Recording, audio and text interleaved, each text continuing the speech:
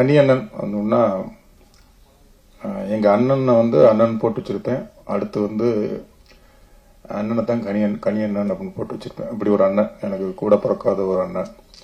ரெண்டு பேருமே வந்து நான் பசங்களை தூக்கிக்கிட்டு ஒவ்வொரு ஆஃபீஸாக ஏறி இறங்குவேன். அவர் நாடோடிகளை தூக்கிக்கிட்டு ஏறி இறங்குவார். ஒன்று நான் மீட் பண்ணிட்டு வெளில வரும்போது இவர் எதுக்கு வருவார், இல்லை இவர் மீட் பண்ணிட்டு வெளில வரும்போது நான் உள்ளே போவேன். அப்படி ரெண்டு பேரும் அந்த கதையை தூக்கிட்டு சுத்தும் போது தான் எங்களுக்குள்ள தெரியும், கனியன்னு தெரியும். ஆனால் அறிமுகம் அப்படிதான் எங்களுக்குள்ள ஆஃபீஸா பார்க்கும்போது. அப்புறம் எங்க டைரக்டர் சேரன் சார் ஆஃபீஸில் கொஞ்சம் அதிகமாக சந்திக்கிறதுக்கு ஒரு சந்தர்ப்பம்.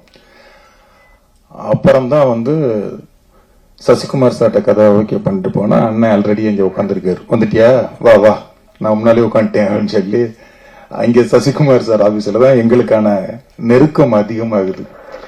அப்ப பசங்க படத்துல அந்த கதை ஜேபி சார் நடிச்ச அந்த வாத்தியா கேரக்டர் அண்ணன் தான் கதை சொல்றேன்.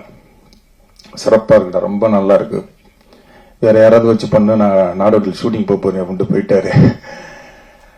நடிக்க முடியல அவரு.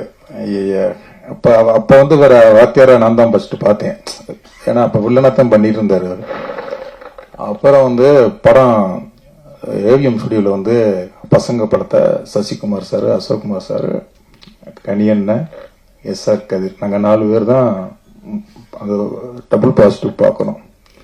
ஒரு பயம் இருக்கும்ல, ஒரு படம் பண்ணியிருக்கோம், அதுவும் குழந்தைகளை வச்சு பண்ணியிருக்கோம். ஒரு என்னதான் நமக்கு ஒரு கான்ஃபிடன்ட் இருந்தாலும் அது எப்படி ரசிப்பாங்க அப்படிங்கிற ஒரு பயம் இருக்கும். படம் ஆரம்பிச்ச ஒரு 5 நிமிஷத்துல அண்ணன் ஏறி ஏறி அப்படின்னு கமெண்ட் அடிச்சு ஃபேன்ஸ் எப்படி பார்ப்பாங்க அந்த மாதிரி அட்ரா குர்ரா அப்படின்னு சொல்லிட்டு அந்த ஒவ்வொரு கேரக்டர் இன்ட்ரோ ஆகும்போது ஒரு ஃபேனா பார்க்க ஆரம்பிச்சார். அப்பா அண்ணன் காப்பாத்துறேன். ஏன்னா சசிகுமார் சாரையும் அசோக்குமாரையும் சிரிக்க வைக்கிறது ரொம்ப கஷ்டம். அவங்க சிரிக்கவே மாட்டாங்க. பசங்க கதை கேட்டுட்டு ரெண்டு பேரும் ஒருன்னே இருக்காங்க. எனக்கு பயம் வந்துருச்சு. எல்லா இடத்துலயும் சிரிச்சுப்பட்டு கதையை ரிஜெக்ட் பண்ணுவாங்க, இவங்க சிரிக்காமவே ரிஜெக்ட் பண்ணுவாங்க போலன்ட்டு நான் எஸ்ஆர் கதிர்கிட்ட வந்து ஐயா இவங்க படம் பண்ண மாட்டாங்க, இங்க எல்லா இடத்துலயுமே சொன்ன போன இடம் பூரா கதையை சிரிச்சுட்டு ரிஜெக்ட் பண்ணுவாங்க, இவங்க சிரிக்க வைக்கிறதே பெரியம்பாடா இருக்கு இது அப்படின்னு. ஆனா சசிகுமார் சார் கதையை கேட்டு கண்டிப்பா இன்டர்வல்ல சொன்னேன், இன்டர்வல் பிரேக் பண்ணிட்டு நான் ஸ்டாண்ட் அப் சொல்லாமே ஓடி போயிடுறேன் அப்படின்னு. அப்படி ஆளுங்க அவங்க ரெண்டு பேரும். இவங்களுக்கு நம்ம படம் போட்டு காமிக்க போறோம், இப்ப சிரிக்காமவே அந்த படம் இருக்கும்போது அண்ணன் உள்ள வந்து அந்த மூடையே மாத்தி விட்டாரு. டோட்டலா ஒரு படத்தை கைதட்டி ஒரு சூப்பர் ஸ்டார்ஸ் படங்களா எப்படி பார்ப்போம் அந்த மாதிரி பார்த்துக்கிட்டு இருக்கு. அண்ணன் நம்மளை என்கரேஜ் பண்றதுக்காக பாக்குறாரா இல்ல உண்மையாவே ரசிக்கிறாரா? நான் இன்டர்வியூல கேக்குறேன், அண்ணா உண்மையிலே என்னன்னா ஒர்க் அவுட் ஆகுதா அப்படின்னு. டேய் தங்கம் சூப்பர்ரா சூப்பர்ரா அப்படின்னு சொல்லிட்டு அப்ப வந்து அந்த படத்தை பார்த்து சொன்னாரு, இந்த படத்துல நான் ஏதாவது ஒன்று பண்ணணும்டா சொல்றா.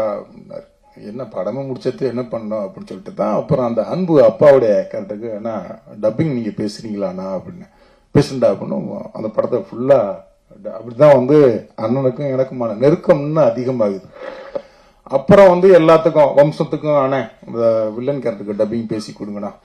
அவரை வந்து ரொம்ப அப்படியே உரிமையா கூப்பிடுறதுக்கு கோலிச்சோட படம் தூங்கும்போது அங்கே ஒதுங்கும்போது மில்டன்ட்ட வந்து இந்த வாய்ஸ் யாரு நல்லா இருக்கும், இது கனியன் வச்சுக்கோங்க, கனியனை கூப்பிடுங்க. நான் தான் போன் அடிப்பேன், கனியனா அந்த படத்துக்கு வந்து டப்பிங் பேசி கொடுத்துருங்க வந்துடுவாரு. பசங்கட்டு நைட் ஷூட்டிங், அவர் 6:30 மணிக்கு ஷூட்டிங், காலையில ஒரு 10 மணிக்கு போன் அடிக்கிறேன். அந்த கேரக்டர் கனியனை நடிச்சா நல்லா இருக்கும்ல அப்படின்னு திடீர்னு தோணுது. காலையில ஒரு 9-10 மணிக்கு அடிக்கிறேன், அண்ணா எங்கன்னா இருக்கீங்க அப்படின்னு. ஏன்னா சொல்லு அப்படிங்கிறாரு. இந்த மாதிரி பசங்கள்ல ஒரே ஒரு சீன் நடிச்சு தர முடியுமா அப்படின்னு. எத்தனை மணிக்கு எங்கே வரணும் அப்படின்பாரு. அவ்வளவுதான், வருவாரு நடிப்பாரு, என்ன ஏதுன்னு மாட்டாரு. அப்புறம் டப்பில தான் சந்திப்போம். அப்புறம் அந்த கொலைஞ்சின்னு அந்த நவீன் என்னுடைய அசிஸ்டன்ட் ஒரு படம் பண்றான். அவன் வந்து அண்ணா கனியன்கிட்ட சொல்ல முடியுமா அப்படிங்கிறான். அப்படின்னு அண்ணா அந்த நம்ம அசிஸ்டன்ஸ் படம் பண்றாங்க, அதுக்கு நீங்க வந்து நடிச்சு கொடுக்கணும். பண்ணிடுவோம் என்ன அதை சொல்லு. அவ்வளவுதான். அது கதையை கேட்கிறாரு, சம்பளம் என்ன ஏது என்ன எதுவுமே எதுங்கள. ஓகே நடிச்சு குடிச்சிட்டாரு. அப்புறம் பார்த்தா அவங்க சம்பளமா ஒண்ணுமே பேசவே இல்லை, இது பண்ணவே இல்லை.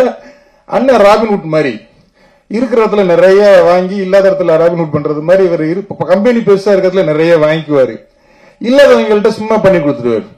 அப்புறம் ஒரு நாள் எப்படின்னா போயிட்டு இருக்கு அப்படின்னு. ஏன்டா பொண்ணு வைக்கிற இடத்துல பூ வைக்கிறோம்னு சொல்லுவாங்க, இவங்கள்ட்ட பொட்டு கூட வைக்க மாட்டாங்க போல அப்படிங்கிறாரு. ஒண்ணுமே கொடுக்கல. அதுக்கும் ஓகே ஓகே போ என் தம்பி சொன்னா பண்ணி கொடுத்துட்டேன் அப்படின்னு சொல்லிட்டு பண்ணி கொடுத்து முடிச்சுட்டு வந்துட்டாரு. அந்த மாதிரி நிறைய டைரக்டர்களுக்கு வந்து சின்ன படங்கள் சின்ன இதுன்னா அறிமுக இயக்குநர்கள் அப்படின்னா அண்ணன் போய் முடிச்சு கொடுத்து வந்துடுவாரு. அதை கால்குலேட் பண்ணி பெரிய கம்பெனில சேர்த்து வாங்கி ஆரம்பிச்சுங்க. அதை வாங்கி இங்க ஃப்ரீயா பண்ணி கொடுக்கறதுக்கு அது அண்ணனுடைய ஒரு மனசு வந்து பெரிய இது. அந்த மாதிரி இப்ப உண்மையிலே 10 நாளைக்கு முன்னால திடீர்னு போன் அடிச்சார், இங்க இருக்க அப்படின்னா, இங்க மாதிரி இருக்கேன், மீட் பண்ணுவோம் அப்படின்னாரு.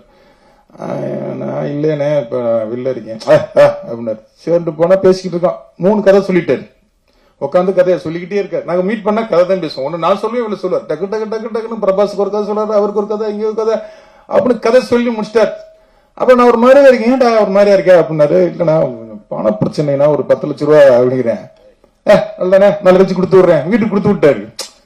எனக்கு கஷ்டம் பணம் ஒரு 2-3 பேர்ட்ட சூரி இந்த மாதிரி ஒரு 2-3 நண்பர்கள் இருக்காங்க, அந்த மாதிரி மாத்தி மாத்தி வாங்கிக்குவோம்.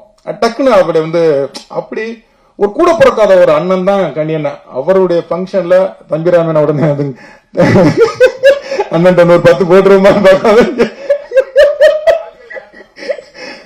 அந்த இடத்துல சினிமாவில் இருந்துகிட்டு அந்த இடத்துல உங்களை வச்சிருக்கிறது சந்தோஷம். நாங்களும் அப்பப்ப வாங்கிக்குவோம், கொடுத்துக்குவோம். என்ன சூரி இல்ல நிறைய இருக்கு அவர்கிட்ட. ராமாபுரத்துல இருக்காருல்ல, அதனால நிறைய இருக்கும் அவர்கிட்ட. இருக்கிற ராமாபுரம்ல, அதனால இங்க நிறைய வரும். அந்த மாதிரி அண்ணன் வந்து நான் தான் அழகா நிறைய இது பண்ணிருக்கேன். அந்த அண்ணன் வந்து இன்னைக்கு வா அப்படிங்கும் போது, அதுவும் பாலாண்ணன் வர்றா, நீனும் பாலாண்ணன் தாண்டா வந்துக்கணும் அப்படின்னாரு. ரொம்ப சந்தோஷமா இருந்தது. உண்மையிலேயே அந்த டீசர் பார்க்கும்போது நான் எல்லாருமே உட்காந்துக்கிட்டு இருக்கும்போது உள்ள ஒருத்தர் வர்றாரு, மை நேம் இஸ் தன்ராஜ் அப்படின்ட்டு வந்தாரு டைரக்டர். எல்லார்ட்டையுமே போய் my name is Dhanraj, my name is Dhanraj அப்படின்றது நான் சூரிட்ட சொன்னேன். எனக்கு உள்ள பார்த்தோன்னா டக்குன்னு சூரி தம்பி வந்துட்டாப்லையே உள்ள அப்படிங்கிற மாதிரியே. அப்படிங்கும்போது அவர் தான் டைரக்டர் அப்படிங்கிறாரு. பாடி லாங்குவேஜ் நல்லா இருக்கு சூரி, இந்த படத்துல ஏதாவது ஒரு இந்த கேரக்டர் ஒரு படத்துல வச்சிருவோமா அப்படின்னு சூரியனாலும் பேசிட்டு இருக்கோம். உண்மையிலே பிரதர், இங்க எங்களுக்கு ஒரு சந்தோஷ் சுப்ரமணியம்னு ஒரு படம் வந்தது, இதே மாதிரியான ஒரு நல்ல ஒரு ஃபீல் குட் ஃபிலிம். அதே மாதிரி இந்த படமும் இருக்கும் அப்படின்னு அதை டீசரை பார்க்கும்போதே தோணுது. கண்டிப்பா கனியண்ணன் இந்த படத்தை இன்னும் வேற ஒரு லெவல் கொண்டு போவாரு. அந்த டீம் எல்லாருக்கும், ஹீரோயின்ல இருந்து டைரக்டர், ப்ரொடியூசர் எல்லாருக்கும் வாழ்த்துக்கள். நன்றி, தேங்க்யூ.